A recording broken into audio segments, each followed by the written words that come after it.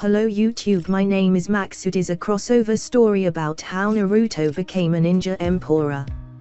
I hope you enjoy this video, and I am Elias looking for constructive criticism. I will read all comments and take them into account for the next part. The fourth great ninja war had ended in ashes and legends.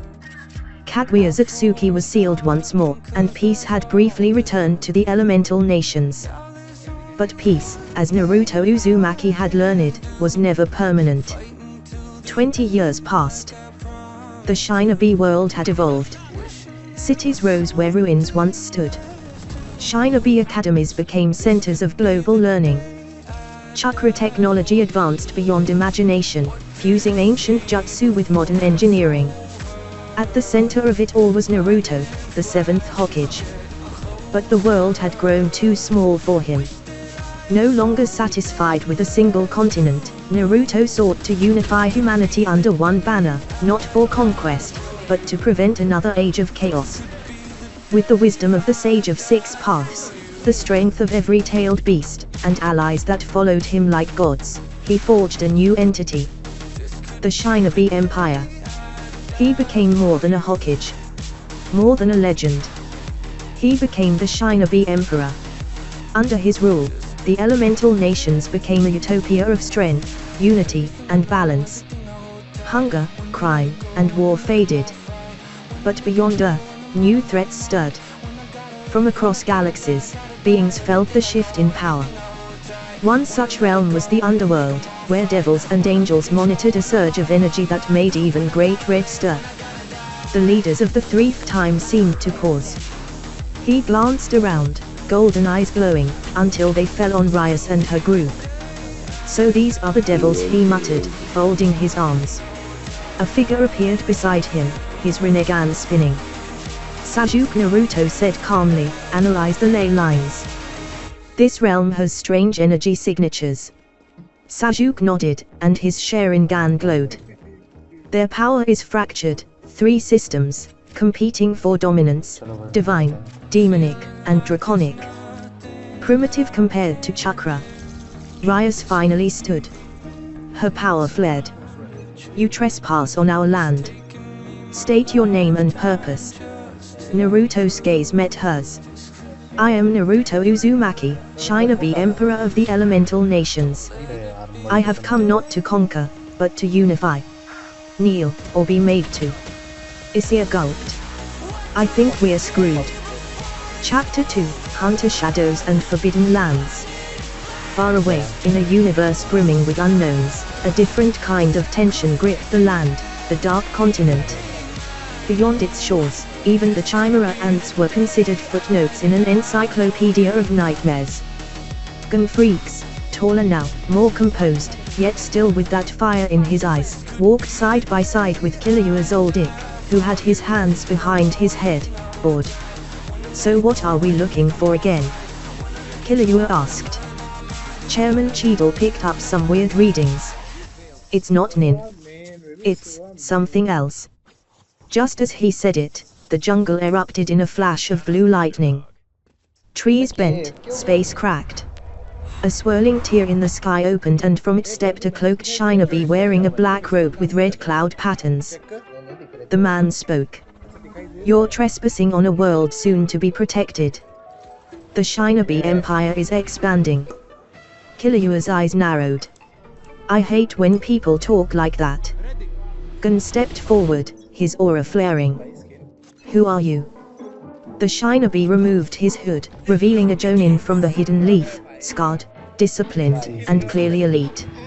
I'm one of the vanguard commanders under Emperor Naruto. I'm here to offer your leaders a choice: ally with us, or face erasure. The air trembled as Gun's aura exploded around him, green lightning crackling with pure intent. You threaten us like you're some god.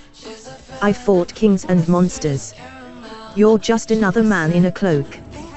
The Jonin smirked. If you believe that, come prove it. The ground split between them as the first true battle of Chakra versus Nin was about to unfold. Unseen in the trees above, a red-eyed Shinobi watched silently. Another of Naruto's agents, this one sent to observe, not interfere. 4 now. To be continued. Chapter 3, Shadows of the Past, Light of the Future. Back in the elemental nations, Naruto sat in the Imperial Council room. Around him were some of the most powerful individuals to ever walk the earth: Sasuke, Kakashi, Tsunade, Gaara, Hinata, and even Orochimaru, now a trusted research leader. Status reports from the Hunter universe. Naruto asked. Sasuke responded, initial resistance.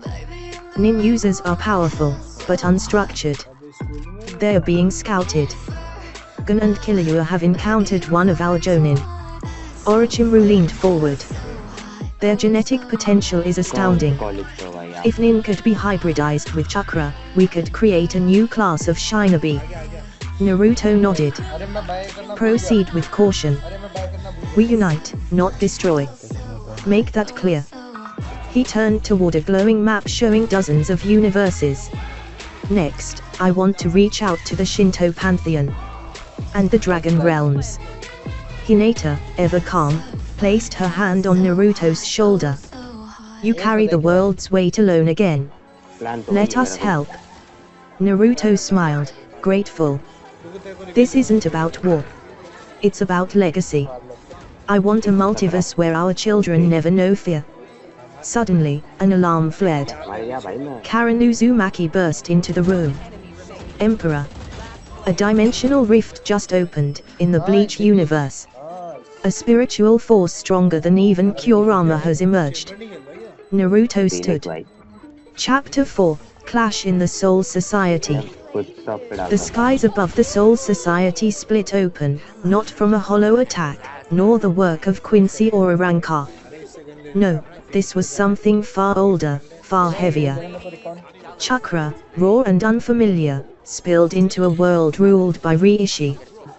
Yamamoto Genrisai, resurrected by a dimensional seal of Naruto's own invention, stood at the 1st Division barracks, blade drawn. A foreign force invades our plane, he said. Prepare all captains. In the heart of Saiatia, alarms rang. The Gotier 13 mobilized. Captain Shunsue Kyoraku, now head captain, adjusted his hat. This isn't an invasion. This is a message. The portal opened.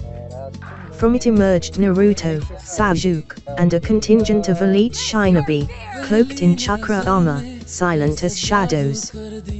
They didn't strike. They stood. Naruto raised a hand in peace.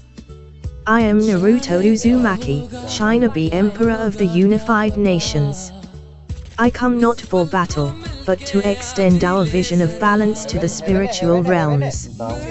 From the rooftop, Ishigo Kurosaki flashed forward in a blur of speed. You're not from here. And peace doesn't come with armies. Sasuke stepped forward, calm. You speak of peace, yet you wear Zangetsu like a blade of war. Their auras flared, Sasuke's Sharingan and Rinnegan versus Ishigo's dual-blade Bankai. The spiritual sky cracked as energy collided, Chakra versus Riishi. Elsewhere, HXH Universe, the Zodiacs mobilize. Chairman Cheadle stared at a monitor. This Shinobi Empire. They've entered 3 worlds in a month. Beyond her, Jing Freaks arrived, hands in his pockets. They're not trying to conquer, Jing muttered. They're trying to overwrite reality. Kurapika, now a Zodiac leader, nodded. Then we must enter their world before they consume ours. Chapter 1, The Emperor Descends. Peace was never the end. It was the beginning of something greater. Naruto Uzumaki, Shinobi Emperor. Prologue, a crack in the sky. The sky over Kyo Town split in half like fragile glass. Golden light poured through the clouds in fractal patterns, as if the very laws of nature were being rewritten. Trees bent unnaturally. The wind shifted, foreign. Somewhere between divine and monstrous, a new presence entered the realm. and it walked like a man. Scene 1, the calm before the storm.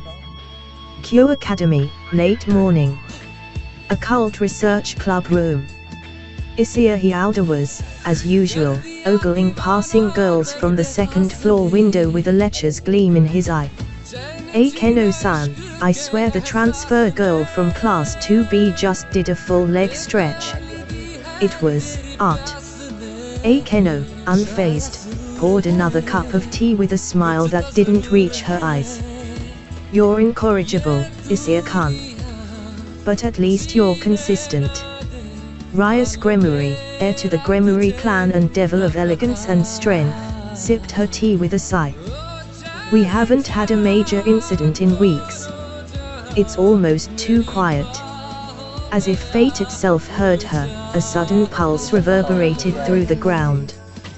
Books tumbled from shelves. The windows fogged over.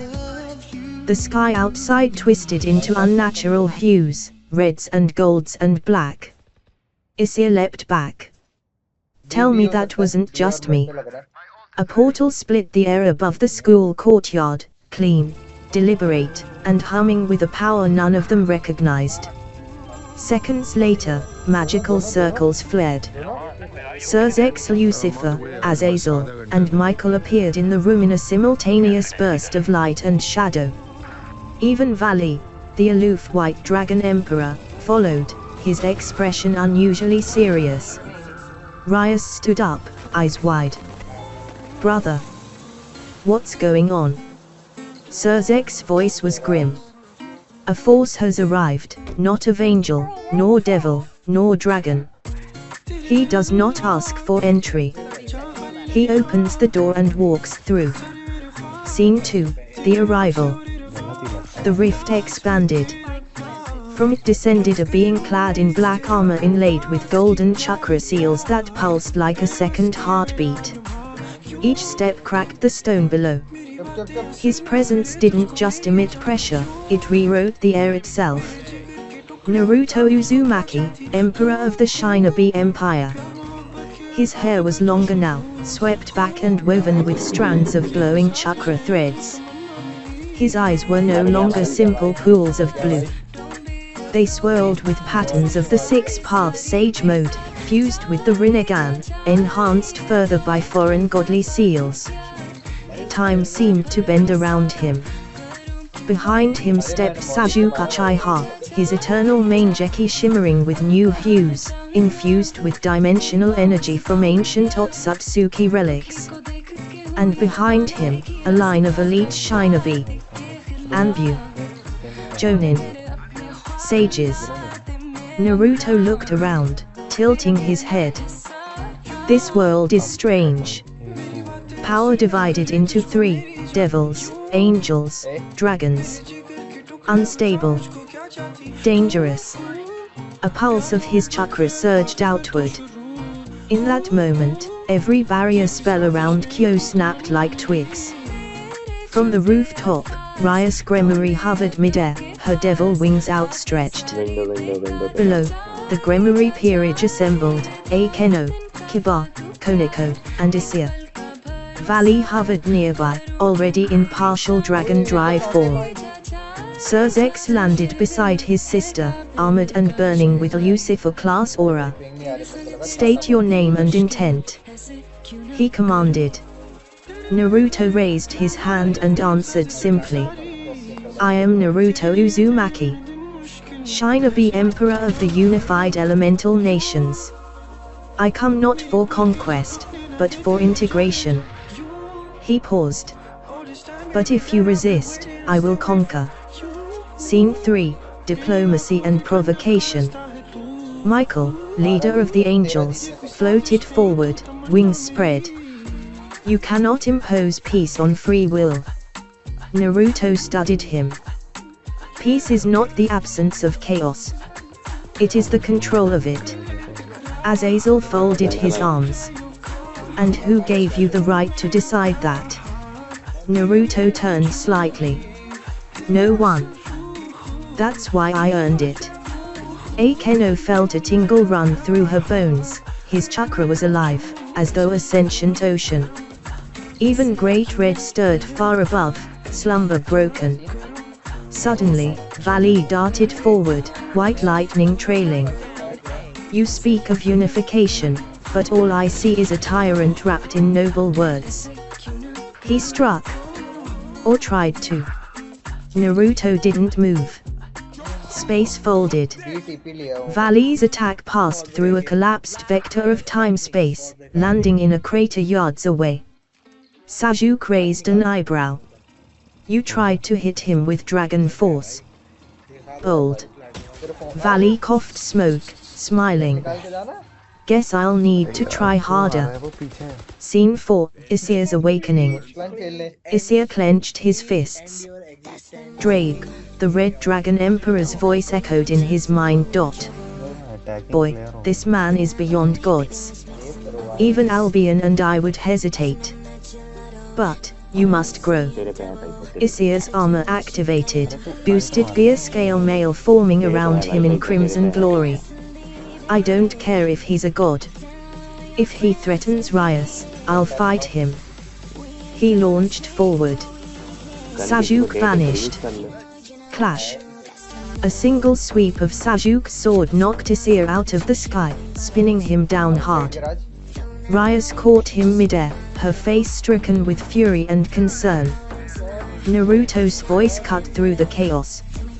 I admire your will, Isaiah Hiauda. But your body is not ready for the burden you wish to carry. Scene 5, The Shinobi Ultimatum. Naruto turned to Sasuke, Michael, and Azazel. I give you 7 days.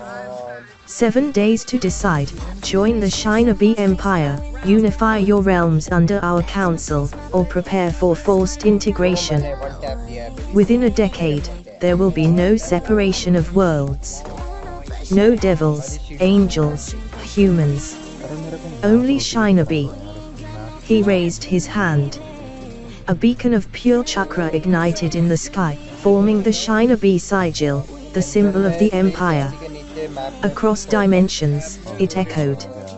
Sasuke stepped beside him. We'll be watching. With a flex of their combined chakra, Naruto and his vanguard vanished, reality sealing behind them. Final scene, Aftermath. The sky returned to normal.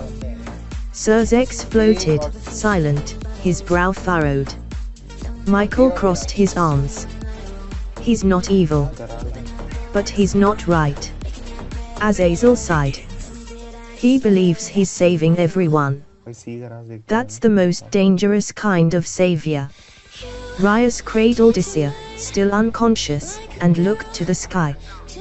What kind of empire walks into your world and tells you they'll save you from yourself? To be continued. Would you like me to proceed with Chapter 2, which will shift to the Hunter x Hunter universe, where the Nin Coalition prepares its response to the Shinobi expansion? You said. Yes. ChatGPT said. Excellent. Here's the continuation of the multiversal war arc with Chapter 2, The Nin Rebellion. Setting, Hunter x Hunter universe, Dark Continent and beyond. Word count, ~4,000. If you wish to shape the world, you must first walk through the monsters no one dares to face. Killua Zoldyck. Scene 1, Dark Continent outskirts weeks after Kyo. Thick clouds hung low over the twisted terrain of the Dark Continent, a place even the greatest hunters feared. Everything that breathed here killed for sport. Beasts the size of mountains moved like ghosts in the fog. But now, even those beasts trembled. A massive chakra dome shimmered in the distance, nearly a kilometer wide. Trees had been leveled, hills reshaped. Inside stood a forward base of the Shinobi Empire. Massive obsidian pylons thrummed with ceiling-coded energy, fusing chakra with captured Nin samples. A small group of figures approached the outer perimeter undetected. All cloaked in Nin hiding gear. Gun freaks, Older now, sharper features, slightly taller, but with the same burning curiosity, crouched behind a broken stone pillar. They weren't lying, he whispered. Beside him, Kilauea's old Dick, hair now slightly longer and a few scars richer, scanned the area with narrowed eyes. I count at least 4 ambu-level chakra signatures. And whatever that dome is, it's channeling ambient life energy into something artificial. Gun glanced at Kilauea. Is this a war now? Kilauea's silence was answer enough. Scene 2, the Shinobi Vanguard. Inside the base, Kuinai Sarutabi, now in her prime as a Genjutsu Master General, walked alongside a Jonin with twin chakra blades, Derue, Lightning Commander of the Empire. Resistance has been light, Derue noted. They're curious more than hostile. Gun and Kilauea are scouting us. Kuinai's lips curled slightly. Let them. Curiosity leads to conversation. And if not? Her eyes glowed faintly red. They'll learn what illusions mean in a war. A monitor lit up in front of them. Naruto's holographic image flickered to life. Kuinai. Progress. She bowed her head slightly. Perimeter stabilized. Spiritual harmonics consistent. Nin interference levels dropping. Naruto's voice was calm but charged. Prepare for first contact. I'm sending Sasuke. Try diplomacy. But if they retaliate, respond with absolute suppression. Scene 3, confrontation on the ridge. At a ridge overlooking the camp, Gun and Kilauea suddenly froze. Kilauea, someone's here. A ripple passed through the air. Sasuke stepped out of a dimensional fold, cloak fluttering. His Rinnegan pulsed, one hand on his sword. You've been watching for 3 hours. Long enough. Kilauea flared his aura. Didn't realize sightseeing was illegal. Sasuke's face remained stoic. Unannounced entry into Shinobi occupied zones is espionage. Gun stood slowly, aura shifting to full emission mode, hair bristling with energy. We're not enemies. We just want to know what you're doing to our world. Sasuke finally moved. He threw his sword, but not to kill. It struck the ground in front of them, a clean cut. You want answers? Fight me. Show me your resolve. Scene 4, Nin vs Chakra. Kilauea vanished in a streak of white lightning, claws extended, striking faster than sound. Sasuke caught him mid-flash with a single hand. Lightning style. Cute. He twisted the chakra into a counter-volt, and Kilauea's electric form unraveled, flung sideways into a boulder. Gun erupted in rage, slamming both fists down into the earth. The shockwave cracked the terrain, Hajankan, rock, but Sasuke leapt over it, spinning mid-air. He used Chidori Senbon, raining pure chakra needles down. Gun deflected half with raw aura, the rest stabbed into his limbs, numbing his muscles. You're strong, Sasuke admitted. But undisciplined. You fight with power, not with destiny. Gun's eyes flared. I don't need fate. I choose who I protect. His nin burst outward, triggering his adult transformation, but not the suicidal one from before. This was a controlled, partial activation, mastered through sheer will and training. Sasuke raised an eyebrow, interested now. You might be worth teaching. Scene 5, Compromise in the Rain. As thunder rumbled, the battle paused. Kilauea stood beside Gun, panting. Sasuke sheathed his sword. You fight with purpose. That earns you an audience. He tapped a seal on his wrist. A dimensional portal opened. Come to the Imperial Embassy. Speak with Naruto himself. Gun blinked. He's here. No. He's in the Bleach dimension dealing with spiritual interference. But his voice echoes across the Empire. Killua sighed, glancing at Gun. You sure about this? Gun nodded. If there's a chance to stop a war, we have to try. Scene 6, Chairman Cheadle's decision. Elsewhere, at the Hunter Association HQ, Chairman Cheadle Yorkshire slammed her fist against the table. 2 kids. 2. And they were tested by gods. Pariston, grinning behind his lollipop, said nothing. Beyond them, Morel, Knuckle, Palm, and even Biscuit stared at holograms of the battle footage recorded by surveillance Nin beetles. If we don't act, Cheadle said, they'll absorb our culture. Our species. Nin will be weaponized into chakra nodes and soul programs. Palm, unusually calm, spoke. We can't fight them head on. But we can infiltrate. Cheadle nodded. We'll send an envoy. Diplomats. Spies. And contingency teams. She turned toward a red-haired young man with cold eyes. Kurapika. I want you to lead them. Final scene, storms on the horizon. Back in the Imperial Embassy, Gun and Killua stepped through the seal gate and saw a structure floating in the space between universes. Crystalline walls glowed with hybrid Nin chakra flow. Giant screens showed maps of Earth, Kyo, and now the Sciatia. A voice echoed through the chamber. Welcome, chosen of your world. Naruto's astral projection appeared, floating, serene, yet crackling with boundless chakra. I offer you unity. Power. Protection. His voice dropped slightly. But if you raise a sword against the Empire, we will not hesitate. Gun looked him in the eye. We're not enemies, Naruto. Naruto smiled. That remains to be seen. Sciatia spirit senses in panic.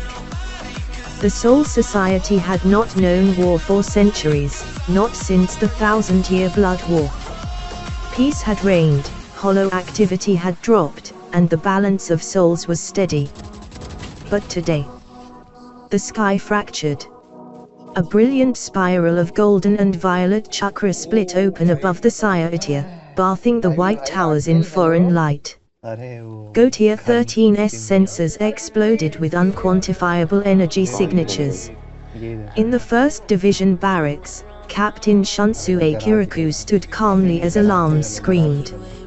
Such a loud entrance, he muttered, sipping sake. I hope they brought gifts. Beside him, Lieutenant Nanao eyes tapped on her spiritometer. Unidentified Ryutsu, but mixed with something else.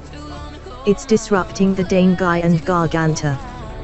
Call it, Shunsue said, now serious. Emergency protocol, divine breach. Scene 2, arrival of the Emperor. Atop Sokyoku Hill, the sky tore wider. Naruto Uzumaki descended through the breach, flanked by Sasuke Uchiha and a small strike team, Tsunade, Yamato, and the masked sensei Ninsai. Naruto's obsidian armor gleamed with golden kanji, and the Nine Tails energy swirled behind him in fox-shaped halos. Captain Commander Shunsue appeared instantly with Yukitake, Hitsugaya, and Bakuya Kuchiki. You've trespassed, Bakuya stated flatly. Identify yourselves. Naruto stepped forward. I am Naruto Uzumaki, Shinobi Emperor of the Elemental Nations and Protector of the Mortal Plane. We come not to conquer, but to unify. Yukitake raised an eyebrow. Unify what exactly? The afterlife. Naruto nodded. Souls are being harvested. Imbalanced. Reincarnation is broken. We intend to fix it. Hitsugaya's eyes narrowed. You think we can't handle it? Sasuke answered instead. We think you've stagnated. And with that, the first clash erupted. Scene 3, Flash Clash Ice vs Flame, I vs Sword. Hitsugaya shot forward, sword already covered in ice dragons. Sasuke met him head-on, his Susanoo flaring to full skeletal form in a heartbeat. Ice met fire, literally, as Sasuke's black flames, Amaterasu, clashed with Hitsugaya's ultimate cryogenic Zanpakuto. Meanwhile, Tsunade and Byakuya engaged in a brutal Taijutsu vs Flash step duel. Tsunade, using stored chakra, shattered parts of Sokyoku Hill with her strikes. Byakuya's Senbonzakura Kijiyoshi surrounded her, only for Yamato to intervene with Mokuton, shielding her with blooming wood dragons. Up above, Naruto floated still, not drawing a blade. He watched their tactics, measured their souls, and finally muttered, "You're strong. But you fight with rules. We fight to protect everything." Scene 4, the Royal Guard intervenes. A ripple of pressure shattered the sky again. Zero Division, the Royal Guard, descended. Ichiv Hisub, the monk who calls the real name, landed with a grin that didn't reach his eyes. So, the Emperor comes knocking. "Tell me, Naruto-kun, what's your true name?" Naruto smirked. "The one who'll protect what you failed to." Ichibe's brush sliced toward him. Naruto caught it, with one finger. Chakra fled, and the mountain they stood on crumbled into nothing. Behind Ichib, Etsune Maya, Senjutsu Shutara, and Tenja Kirinji appeared. Senjutsu's threads wrapped around Sai instantly, analyzing his chakra flow like an autopsy. "What delicate energy," she whispered. "It sings like silk." But Naruto's eyes shifted. For a moment, the six-path sage mode activated, and his truth-seeking orbs circled behind him. "I didn't come here to fight gods," Naruto said. "I came here to invite them." Scene 5, the King of Souls. Deep within the Soul King Palace, a seal cracked. Unknown to many, the Soul King, once inert and paralyzed, began to move. Not by will, but by resonance. Naruto's chakra, containing remnants of Hagoromo's Atsuki, had awakened the slumbering essence of this plane's original god. The Soul King's eyes opened. Time stuttered. All planes, Huko Mundu, the world of the living, even hell, trembled. A whisper rang in every Reaper's mind. "He bears the power of origin. The spiral will." Shunsue clutched his chest. "What the hell is he?" Scene 6, mutual withdrawal. After hours of skirmishes and negotiations, a fragile ceasefire was declared. Naruto sat across from Shunsue in a Saiyatia council chamber, sipping tea. "We've seen your strength," Shunsue said. "But strength alone does not earn trust." Naruto met his gaze. "We don't ask for trust. We ask for understanding. You tend the dead. We protect the living. Together, we can preserve all." In the background, Anohana, resurrected via chakra fusion and medical jutsu, tended to the wounded. She glanced at Naruto once. He's not like Aizen. But he's not far from him, either. Scene 7, Urahara's Gamble. In the shadows of Karakura town, Kaisuke Urahara ran simulations on a hybrid hollow chakra particle. "If this spreads," he muttered, "we'll be forced to rewrite the spiritual laws of existence." Yoruichi leaned over his shoulder. "You look worried." "I'm not worried," he said with a small grin. "I'm excited." "Why?" Urahara's eyes glinted. "Because if we survive, this might be the key to infinite evolution. Final scene, Naruto and Ichigo parallel paths. In a twilight-drenched dimension, two figures met by fate, not by war. Naruto Uzumaki and Ichigo Kurosaki, both glowing with inner power, stared each other down on a rocky plateau where the dimensions converged. "You're the Soul Reaper," Naruto said. "The bridge between worlds." "You're the Emperor," Ichigo replied. "The one trying to cross them." They said nothing for a long while. Then Naruto extended a hand. "I don't want another war." Ichigo looked at it. Then at the sky. "Neither do I." He took the hand. Dimensional gap stirring the infinite. The dimensional gap was a realm beyond logic, a void where time and space folded endlessly, colored in hues of cosmic chaos. Here resided two of the most ancient and dangerous beings in existence. Office, the infinite dragon god. Great Red, the true dragon of dreams. But even they, eternal and unchanging, felt the pull of something new. Floating in the gap, Office narrowed her cold, glassy eyes. "He moves." Great Red stirred from his slumber, stretching across dimensions like a serpent in dream form. "Uzumaki," the dragon rumbled.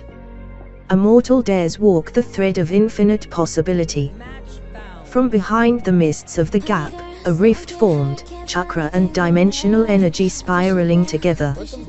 A shadow emerged. Not Naruto himself, but his avatar projection, a living construct of Kurama's chakra and the truth-seeking orbs. It spoke in the Emperor's voice. "Great Red. Office. The multiverse stands at the edge of destruction. I offer unity." Great Red growled. "You offer control." "No," the projection replied. "I offer relevance. To be forgotten is a death dragons do not deserve." Office tilted her head. "You understand loneliness." Naruto's projection smiled faintly. "I've lived it."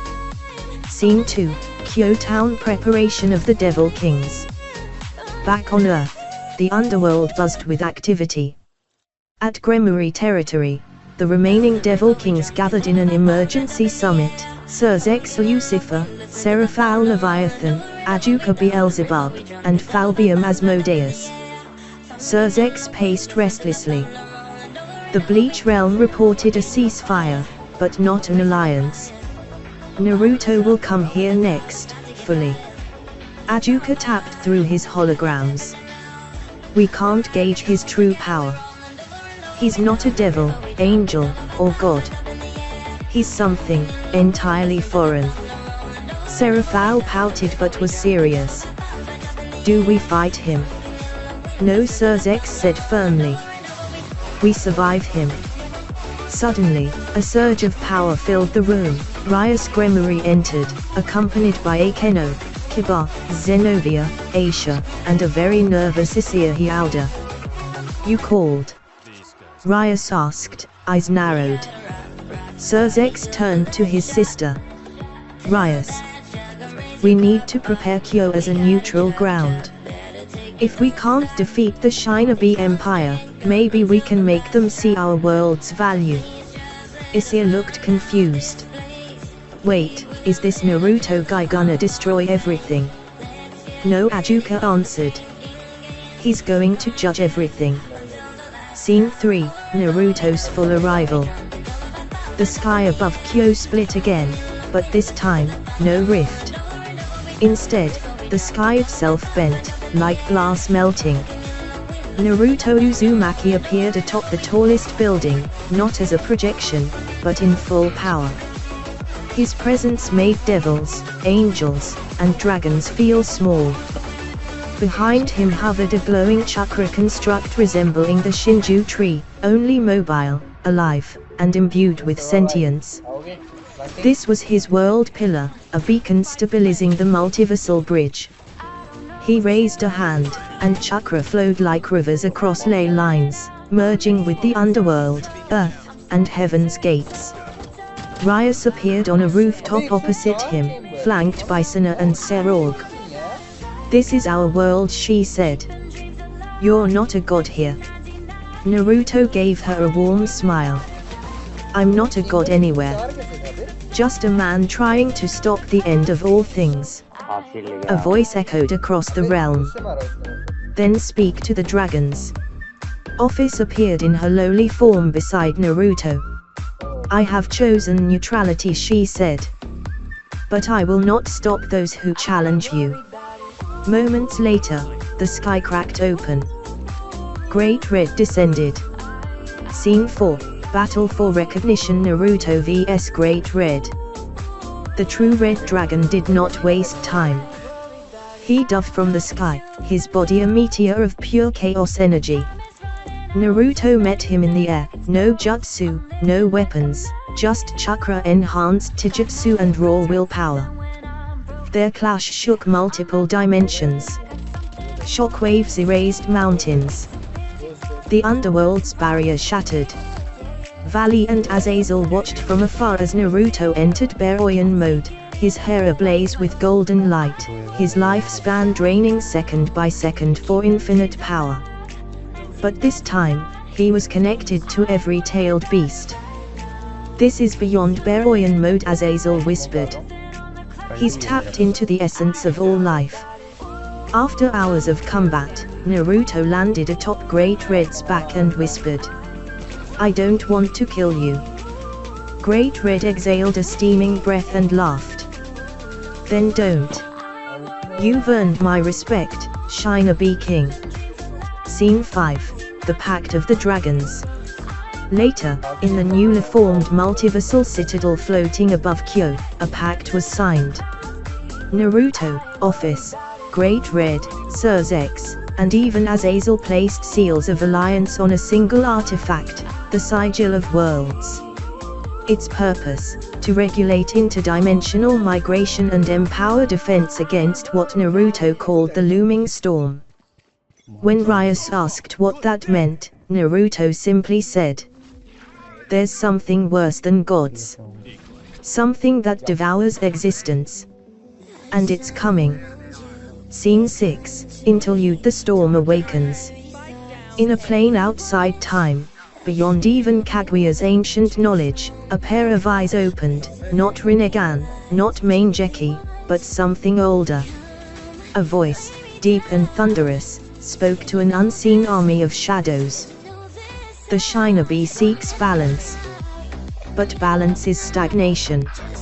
Let us bring entropy.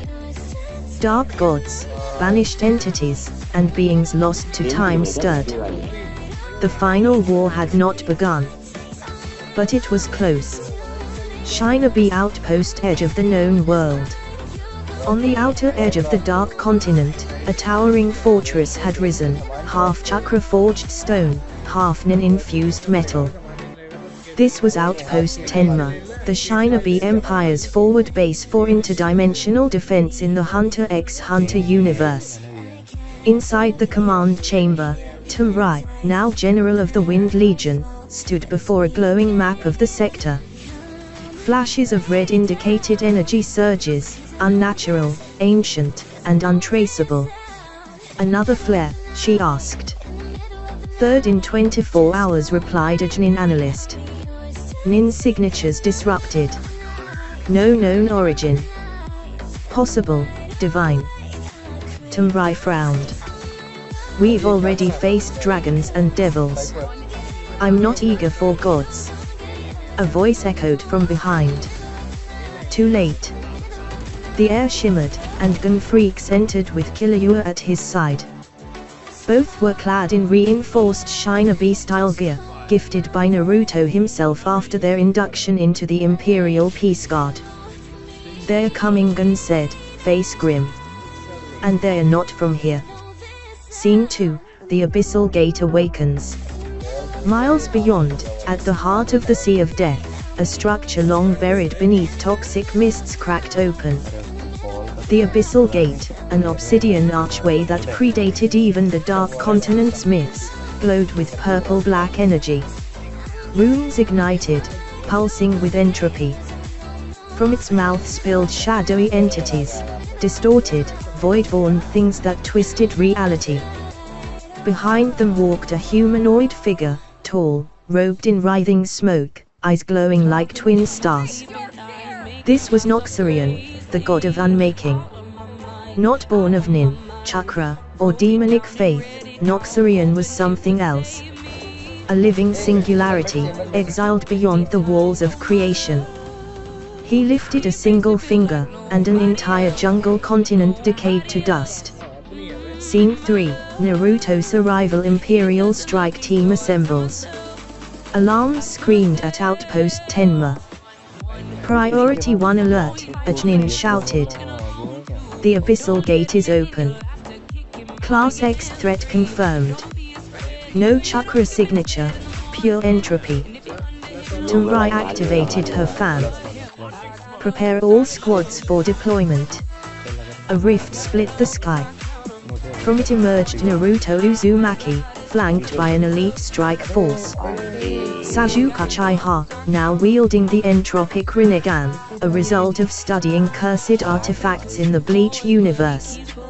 Neji Hyuga, resurrected and enhanced with a Bakugan fused with Dragon Aura. Meruem, now allied after Naruto freed him from reincarnation stasis, reformed and repurposed as a general. Hinata, leading the Imperial Censor Corps. Gon and Killua, newly inducted captains. Naruto's voice echoed across the compound. We move now. If that gate stabilizes, it'll consume more than universes, it'll eat time itself. He turned to Gon. You ready to lead your world's first line of defense? Gon clenched his fists. Let's shut that thing down. Scene 4, Clash at the Abyss. At the base of the Abyssal Gate, the Shinobi Empire and Entropic Legion clashed. Neji unleashed a 128 trigram heavenly tornado, ripping through spatial distortions. Sasuke engaged Noxurian directly, Chidori laced with black hole chakra colliding with entropy beams. Every hit created paradox ripples in the sky. Meruem battled an entropic behemoth, roaring with power once used for genocide, now tempered by a code of honor Naruto had gifted him. Hinata's chakra network lit up, identifying weak points.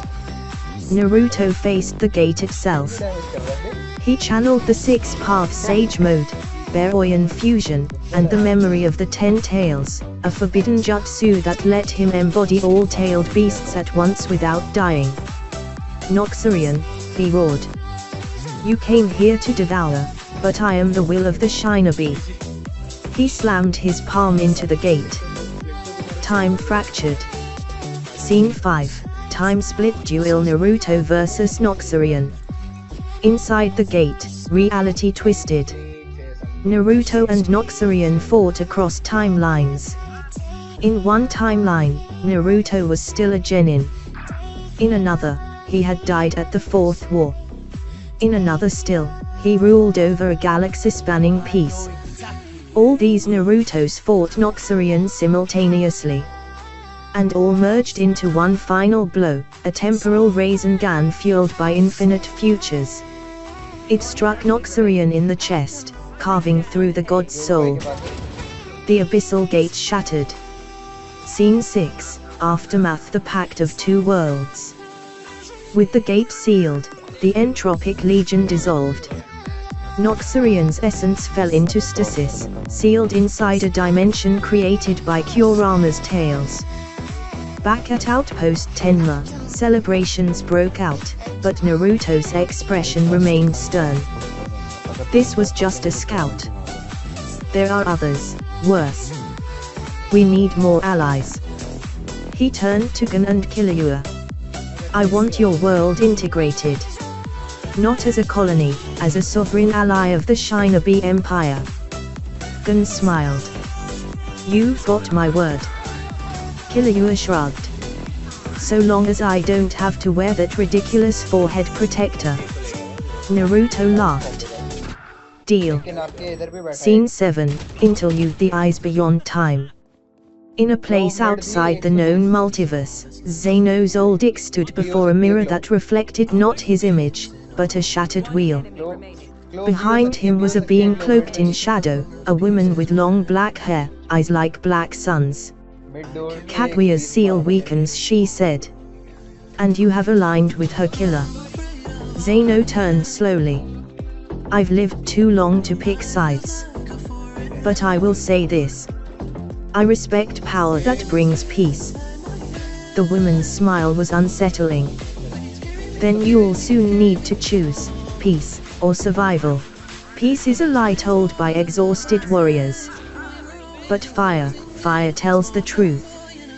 Captain Shunsue Kirikou. Scene 1, the sky bleeds light. A rift split the heavens above the Soul Society. Not the kind opened by hollows. Not a garganta. No, this was a chakra-born tear, forged through interdimensional travel by the Shinobi Empire's Astral Conduit Division. The sky shimmered in golden seals, casting ripples through the spiritual plane. Inside the Gotia 13 headquarters, alarms rang as captains assembled. Shunsue Kirikou, now head captain, adjusted his haori and took a long drink of sake. "Didn't even finish my lunch," he muttered. "This has Naruto written all over it." Bakuya Kuchiki frowned. "This chakra surge, it dwarfs even the Soul King's fragments." Captain Mayuri Kurotsuchi cackled. "Delicious. I've already picked up 6 forms of spiritual energy laced with living nature code. Not Ryutsu. Not hollow. Something new." From the rift, a black comet landed in the Saiyatia. Out stepped Naruto Uzumaki, flanked by Sajuke, in high-tech chakra battle armor fused with soul-threaded silk. Hinata, her Bakugan reading layered dimensions like glass panes. Tobirama Senju, reanimated and upgraded with energy-weaving seals. Captain Yamato, hybridized with wood style and hollow-fied energy after joint training with Shinji Hirako. Naruto stepped forward and bowed slightly to the Gotia captains. "I've come not to invade, but to offer salvation." Scene 2, Royal Summons and Soul King's Plea. The ground glowed with symbols. Suddenly, a golden pathway opened, a message from the royal realm itself. The Soul King had summoned Naruto directly. Only a few ever walked the stairs to that realm. Naruto walked them like they were a village dirt path. Inside the Crystal Palace, the Soul King's fragmented body floated in glass bindings. But a voice echoed not from the king himself, but from his mind, stabilizing only because of Naruto's god-tier presence. "You are a devourer of stagnation," it said. "I have watched you across timelines. Even as I die, I choose you." Naruto's eyes narrowed. "You want me to take your place?" "No," the Soul King replied. "I want you to destroy me, and remake what should never have been frozen in time." The entire palace trembled. Scene 3, Huko Mundu Revolt. Meanwhile, in Huko Mundu, the hollow world, chaos stirred. A forgotten espada, Cyan Mugen, sealed since Aizen's fall, broke free. He was a fusion of Arankar and forbidden Shinigami DNA, bred in secrecy by remnants of the Wanden Reek. He declared himself king of nothingness, raising an army of hybrid hollows called Vacuos. They attacked the edge of Saiyatia with raw spiritual entropy. Their first casualty, Captain Kamamura, whose armor was shattered as the Vacuos devoured his soul like a wolf eats bone. Scene 4, Multiversal Alliance formed.